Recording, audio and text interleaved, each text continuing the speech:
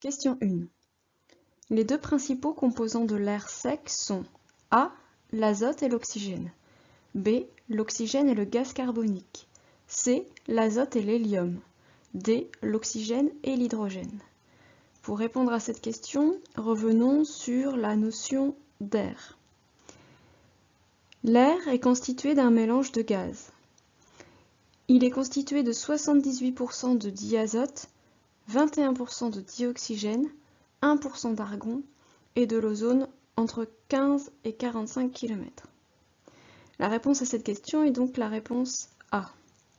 Les deux principaux composants de l'air sec sont l'azote et l'oxygène. Question 2. Dans l'atmosphère standard, la température et la pression de 0 à 11 km d'altitude évoluent de la manière suivante. A. La température diminue, la pression augmente.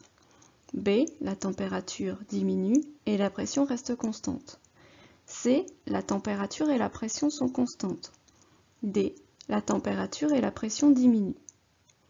Pour répondre à cette question, regardons une coupe réalisée par Météo France qui nous permet d'étudier la pression atmosphérique en fonction de l'altitude. Ici, nous proposons une altitude comprise entre 0 et 11 km, c'est-à-dire que nous étudions la troposphère. Qu'en est-il de la troposphère? Au niveau de la mer, nous sommes à la pression atmosphérique standard, soit 1013,25 hectopascales.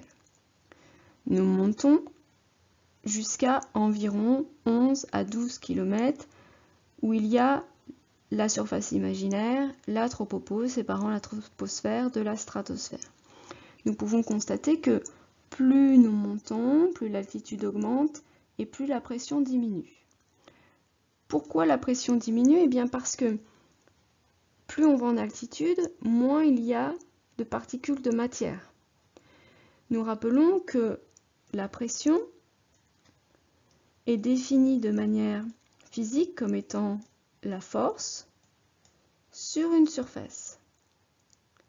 Bien évidemment, s'il y a moins de particules, il va y avoir moins de force exercée sur la surface.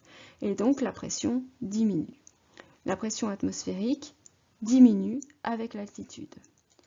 Qu'en est-il de la température? Eh bien, regardons cela avec une nouvelle coupe de Météo France qui nous est proposée. Regardons toujours dans la notion ici de troposphère. Eh bien, nous pouvons constater que la température a l'air de diminuer de façon linéaire jusqu'à la tropopause. Donc, nous pouvons constater que entre 0 et 11 km d'altitude, plus on monte en altitude, plus la température diminue et plus la pression diminue.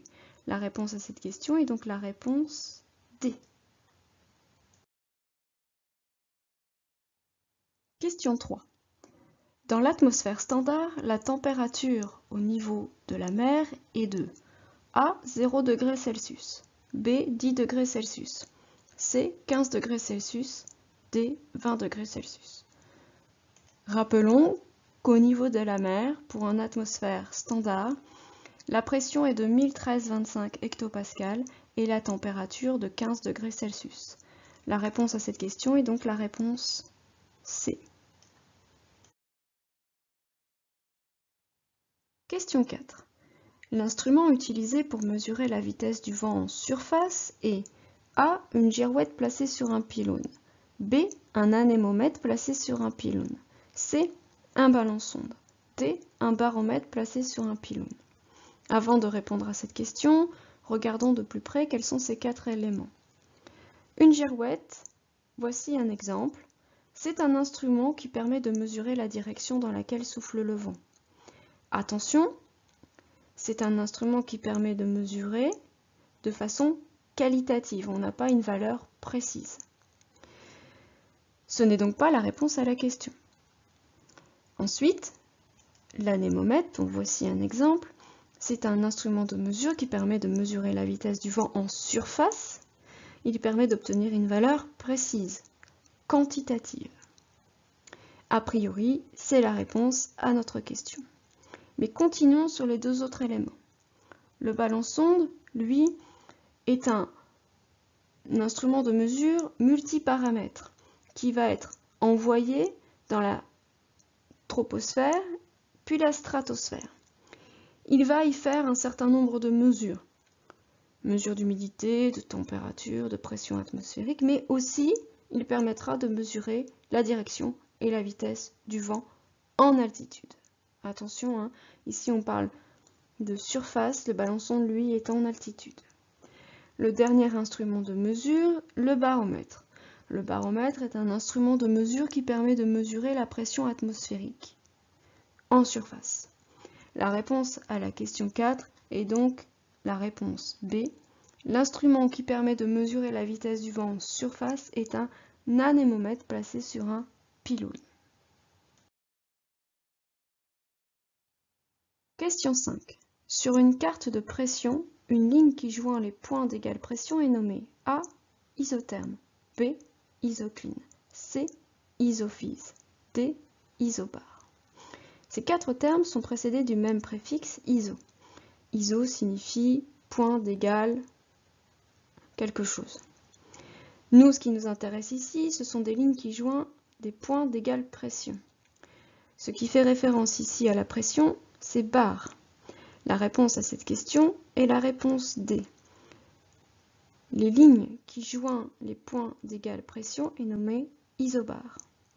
Vous pourriez rencontrer les notions d'isotherme qui sont des lignes qui joignent les points d'égale température. Les termes isocline et isophase, je ne vais pas m'étaler sur ces deux termes. Le premier, isocline, est en lien avec les mathématiques, isophase est en lien avec les altitudes sur une surface. Donc les deux termes à retenir, ce seraient isotherme et isobar. Question 6. Marée barométrique désigne A. Une zone où la pression varie peu. B. Une zone ou un axe de basse pression. C. Une zone ou un axe de haute pression. D. Une zone où le gradient de pression est très élevé. Pour essayer de comprendre ce qu'est un marée barométrique, regardons cette photo prise sur le site météociel.fr. Nous pouvons constater qu'aux alentours de la France, la pression varie très peu. On dit alors que le gradient de pression est faible, c'est-à-dire qu'il y a peu de variations. On parle alors de marée barométrique. Le marée barométrique est une zone où la pression varie peu. Je reviens sur la notion de gradient ici, dans la réponse D. Une zone où le gradient de pression est très élevé. Cela signifie que la variation de pression va être plutôt très rapide ou très régulière, contrairement aux marées barométriques où la variation de pression est faible, où on a une zone où la pression est à peu près la même, un gradient de pression qui serait très élevé, on aurait au centre par exemple 1010, et puis très rapidement on aurait une variation de pression par exemple 1012, puis 1014, 1016, etc. Donc la notion de gradient est assez difficile en cycle 4, mais retenez que ça équivaut à la variation.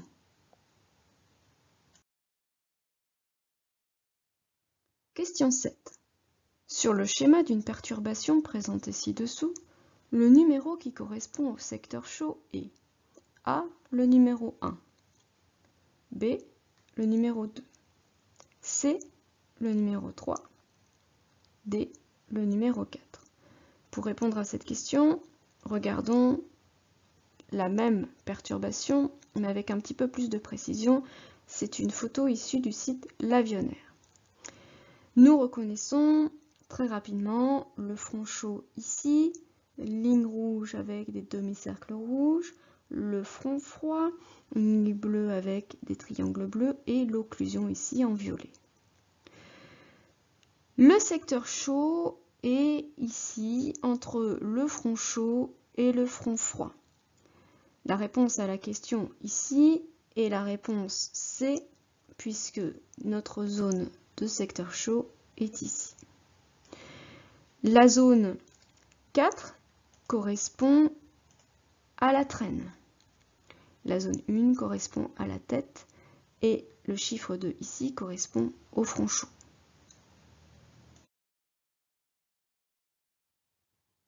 Question 8. Au niveau d'un front chaud, A, l'air chaud repousse l'air froid devant lui et passe au-dessus. B, l'air froid repousse l'air chaud devant lui et passe au-dessus. C, l'air froid repousse l'air chaud devant lui et passe au-dessous. L'air chaud repousse l'air froid devant lui et passe au-dessous. Regardons de plus près le front froid. Lorsqu'il y a le front froid, ici le déplacement va de la gauche vers la droite. On peut constater que l'air froid va repousser l'air chaud et l'air chaud, lui, va monter, passer au-dessus. En ce qui concerne le front chaud, toujours avec un même déplacement de la gauche vers la droite, on peut constater que c'est l'air chaud qui va repousser l'air froid et qui va lui passer au-dessus. La réponse à cette question est donc la réponse A. Au niveau d'un front chaud, l'air chaud repousse l'air froid devant lui et passe au-dessus. Rappelez-vous que l'air chaud passera toujours au-dessus puisque l'air chaud est moins dense. Puisqu'il est moins dense, il va plutôt s'élever et à contrario, l'air froid va plutôt rester en bas. Question 9. Si un observateur se place face au vent dans l'hémisphère nord, où se situe la dépression et l'anticyclone? Nous avons 4 propositions. Regardons de plus près cette situation et rappelons-nous que dans l'hémisphère nord, le vent circule autour d'un anticyclone dans le sens horaire, dans le sens des aiguilles d'une montre, et autour d'une dépression dans le sens anti-horaire, à l'inverse des aiguilles d'une montre. Si nous représentons un personnage qui va avoir le vent de face, le vent lui vient en face, donc il lui parvient ainsi. Essayons de visualiser. Si nous avions, par exemple, la dépression à gauche ou à droite et l'anticyclone à l'inverse. Donc positionnons, par exemple, un cercle ici, et nous allons tenter de faire circuler le vent autour de ces deux cercles de manière à ce que le vent arrive bien en face. Cela signifie que le vent pour le cercle de gauche devrait circuler de cette manière-là. En effet, s'il circule de cette manière-là, il va arriver en face du personnage. De même, si je fais circuler le vent de cette manière pour le cercle de gauche, je vais avoir un vent qui va arriver de cette manière, donc bien en face. Revenons sur les définitions. Le cercle de droite, on peut constater que le vent circule dans le sens anti-horaire. Il s'agit donc ici d'une dépression. Par contre, pour le cercle de gauche, le vent circule dans le sens horaire. Il s'agit donc d'un anticyclone.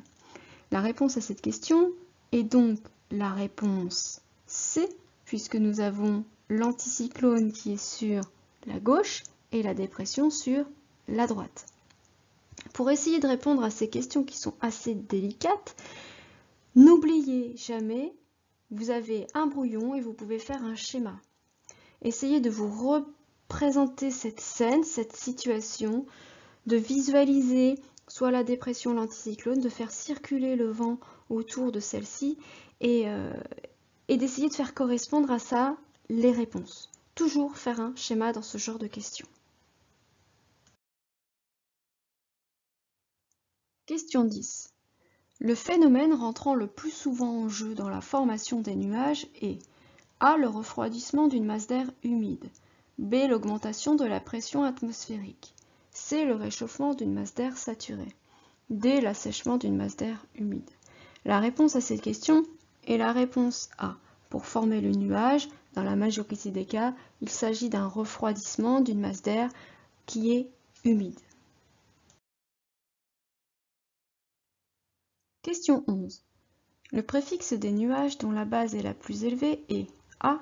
alto, B, strato, C, cirro, D, cumulo.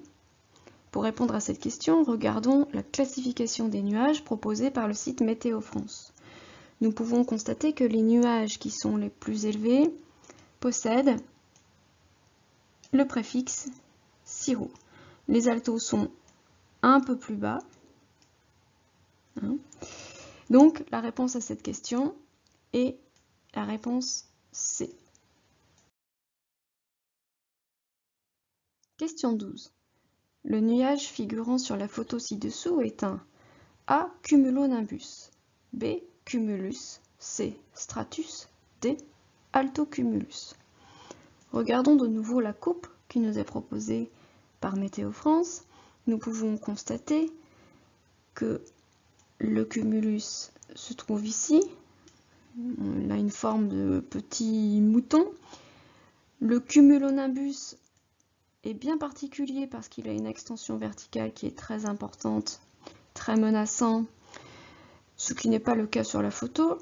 Le stratus va être une masse beaucoup moins distincte que le nuage qui nous est proposé ici, et l'altocumulus se situe beaucoup plus haut que le cumulus, et au vu du sol, nous pouvons dire que le nuage qui est en photo ici est un cumulus. Question 13. Le phénomène météorologique observé sur la photo ci-dessous est A. Du brouillard, B. Un orage, C. Un front chaud, B. La convection. Nous pouvons constater sur cette photo que la visibilité est très réduite. Nous pourrions éventuellement se poser la question, est-ce que c'est de la brume, est-ce que c'est du brouillard? En l'occurrence, la seule proposition ici qui correspondrait à ce manque de visibilité, c'est le brouillard. La réponse à cette question est la réponse A. Qu'en est-il si nous avions eu le brouillard et la brume? Il nous aurait fallu une indication de la visibilité horizontale. En effet, lorsque la visibilité est réduite entre 1 et 5 km, on va parler de brume, alors que si la visibilité est réduite à moins d'1 km, on parlera alors de brouillard. Question 14. La grêle est un type de précipitation qui se forme dans A. les stratus, B. les nimbostratus, C. les cumulonimbus, D. les stratocumulus. La grêle va plutôt être formée dans des nuages de type instable. Donc on peut éliminer les stratus et nimbostratus. Principalement, la grêle va être formée dans les cumulonimbus, qui sont des nuages à très grande extension verticale, qui sont signes d'orage, de fortes précipitations, dont notamment la grêle. La réponse à cette question est la réponse C. Question 15. Les courants de vent puissants que l'on rencontre à très haute altitude sont nommés A. Jet stream, B. Jet lag, C. Tornade, D. Rafale. Les vents très puissants que l'on rencontre en très haute altitude peuvent atteindre entre 200 et 300 km/h. Il s'agit du jet stream. La réponse à cette question est la réponse A. Question 16. La brise de pente montante se forme en région A. côtière et de jour, B. côtière et de nuit, C. montagneuse et de nuit, D. montagneuse et de jour. La brise de pente, contrairement à la brise de mer, est un phénomène qui se produit en montagne. De jour, l'air au contact des versants ensoleillés va s'échauffer, perdre en densité et donc s'élever le long des pentes. Pour compenser l'air ainsi emprunté, un vent s'établit en remontant la vallée. La nuit, c'est l'inverse qui se produit. La réponse à cette question est donc la réponse D. La brise de pente montante se forme en région montagneuse et de jour. Question 17. Sur la carte ci-dessous, la circulation du vent dénommé Mistral correspond à la flèche. Numéro 1, réponse A. Numéro 2, réponse B. Numéro 3, Réponse C. Numéro 4, réponse D. Revenons sur la carte des vents dominants en France. Nous pouvons constater que le Mistral est un vent qui provient du nord et qui va vers le sud, ce qui correspond au chiffre 3 sur la carte. La réponse à cette question est la réponse C. Le chiffre 1 correspond à l'OTAN et le chiffre 2 correspond à la tramontane. Question 18. En pleine, dans les basses couches de l'atmosphère, les turbulences sont générées par A. L'onde, B. Les trous d'air, C. La convection, D. Le brouillard. La réponse à cette question est la réponse C. La convection. Qu'est-ce que la convection? La convection est un transfert de chaleur. Qu'en est-il par rapport à une masse d'air? Imaginons le sol où il y règne une certaine température assez élevée. Imaginons une particule d'air, ici, qui, comme elle est au sol, va se réchauffer. En se réchauffant, sa densité va diminuer et donc la particule va s'élever. Du fait qu'elle s'élève, elle va rencontrer une zone un peu plus froide. Cette particule va donc se refroidir et donc sa densité va augmenter. La particule va donc redescendre. Mais en redescendant, cette particule va de nouveau se réchauffer et donc sa densité va de nouveau diminuer. La particule va donc remonter et ainsi de suite. Le mouvement de convection est un mouvement lié au transfert de chaleur. La particule plus chaude, moins dense, monte, se refroidit, gagne en densité et redescend et ainsi de suite. Et donc on forme un cycle, le mouvement de convection. Question 19. Le principal danger induit par le brouillard sur le vol est A. La formation de givrage possible en toute saison. B. La turbulence associée. C. La diminution de la visibilité. D. Le risque de foudroiement. Le brouillard est défini pour une visibilité inférieure à 1 km, ce qui signifie une réduction très importante de la visibilité. La réponse à cette question est la réponse C. Question 20. Parmi les éléments suivants, une conséquence possible du givrage est A. Gain d'altitude. B. Altération des profils aérodynamiques. C. Amélioration des performances de l'aéronef. D. Diminution de la traînée. Lors du givrage, vous allez par conséquent avoir un profil d'aile qui va être modifié, puisqu'imaginons un givrage ici, vous allez bien évidemment modifier la forme de votre aile. En aucun cas, vous allez pouvoir améliorer les performances de l'avion. Vous n'allez pas non plus diminuer la traînée, puisqu'il va y avoir un frottement plus important.